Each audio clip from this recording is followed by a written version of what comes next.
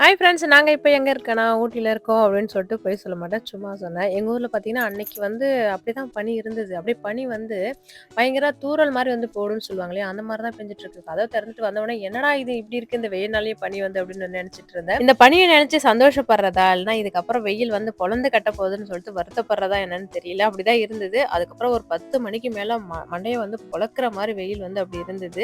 இன்னைக்கு வந்து அப்படியே சரி இந்த பனியோட வந்து மொட்டை மாடியில செடியெல்லாம் போய் பார்க்கலாம் அப்படின்றதுக்காக போய் பார்த்துருந்தேன். அந்த பூ மேல பனிச்சாரலோட இருக்கும் பார்த்தீங்களா, அந்த மாரி தான் சூப்பரா இருந்தது.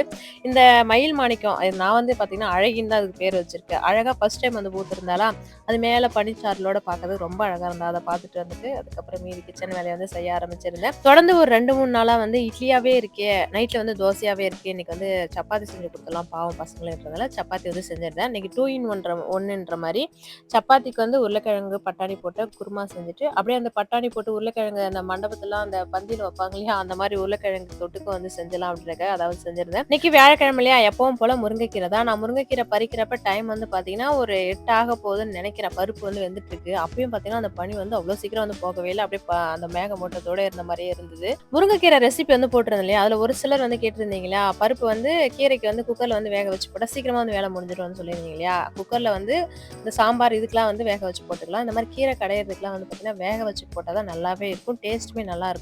அதனால எப்பவுமே வந்து நான் சட்டியில வேக வச்சு அப்படியே வந்து கடைஞ்சிருவேன். எனக்கு இந்த மாரி இந்த மெத்தட் வந்து ரொம்ப புடிச்சிருக்கு. நான் இப்படியே வந்து ஃபாலோ பண்ணுவேன். இன்னைக்கு இதெல்லாம் செஞ்சு முடிக்கவே டைம் ஆயிப்போச்சு. சப்பாத்தி போட்டு எடுக்கிறப்ப பார்த்தீங்கன்னா, ஹை ஸ்பீட்ல வந்து போட்டு வச்சு எடுத்ததால பார்த்தீங்கன்னா, பனி மூட்டை ஒரு பக்கம் இருந்தாலும், நான் வந்து சப்பாத்தி போட்டு எடுக்கிறதுனால பார்த்தீங்கன்னா, புகை மூட்டை வேற ஒரு பக்கம் நல்லாவே புகைஞ்சிட்டு இருந்தது. லஞ்ச் எல்லாம் ரெடி பண்ணி பசங்கள ஸ்கூலுக்கு அனுப்புன பிறகு பார்த்தீங்கன்னா, ஒரு விஷயம் வந்து சொன்னா நம்புவீங்களா என்னன்னே தெரியல. நான் வந்து நாய் இறந்து போச்சுன்னு சொன்னேன் இல்லையா? அதோட ஃபோட்டோலாம் வந்து வச்சு பார்த்துட்டு இருந்தோம். நானும் அவரும் தான் பார்த்துட்டு இருந்தோம். திடீர்னு போர்டிகோல வந்து நாய் கத்துற சவுண்ட் வந்து கேட்டது. கதவ ஓப்பன் பண்ணி பார்த்தா, நாய்க்குட்டி அழகா வந்து உட்காந்துட்டு கத்திட்டு இருக்கு. எனக்கா ரொம்ப ஆச்சரியமா போச்சு. இது எப்படி வந்தது? யாருனா கூட்டு வந்து விட்டு போயிட்டாங்களா? இதுவரைக்கும் என்னால கண்டுபிடிக்க முடியல.